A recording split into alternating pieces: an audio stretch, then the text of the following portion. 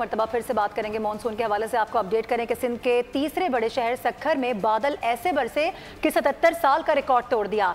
छतें गिर गई हैं और इसके साथ साथ 290 मिलीमीटर बारिश ने शहर को डुबो दिया है। मुख्तलिफ वाक़यात में 24 अफराद जख्मी हुए, 48 मकानात को नुकसान पहुंचा और करंट लगने से 5 जानवर हलाक हो गए। घरों, बाजारों, मार्केटों, दुकानों और अस्पतालों में पानी जमा हो गया। गलियां, सड़कें, नदी नाले बने रहे। रेलवे स्टेशन तालाब बन गया। इंतजामिया ने फुर्तियां दिखाई। शहर के तकरीबन तमाम इलाकों से पानी की निकासी कर दी गई। और इसी हवाले से बात करेंगे, हमारे साथ ब्यूरो हेड सक्खर शाहिद अली मौजूद होंगे। शाहिद अली, बताइएगा कहां पर मौजूद हैं, किस तरह के हालात इस वक्त देख रहे हैं, कैसे इकदाम किए जा रहे हैं? सक्खर में जो है वो बारिश जो है 292 मिलीमीटर बताई जा रही है। ये तर्जुमान सिंध हुकूमत मेयर सक्खर अरसलान इस्लाम शेख कह रहे हैं।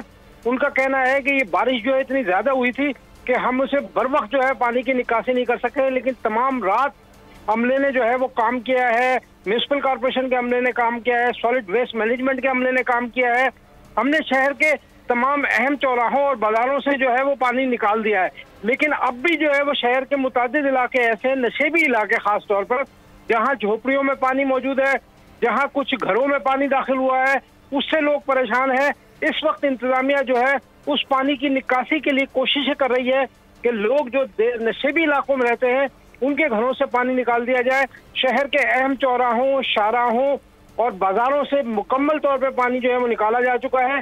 और इस वक्त जो है तमाम अमला जो है वो देही इलाकों में, नवाही इलाकों में वहाँ मसरूफ अमल है कि जो नशेबी इलाकों में लोग रह रहे हैं उनके घरों से पानी निकाला जा सके। जी ठीक है, अपडेट करने के लिए शाहिद अली बहुत शुक्रिया आपका। सब्सक्राइब करें और बेल दबाएं ताकि कोई खबर रह न जाए।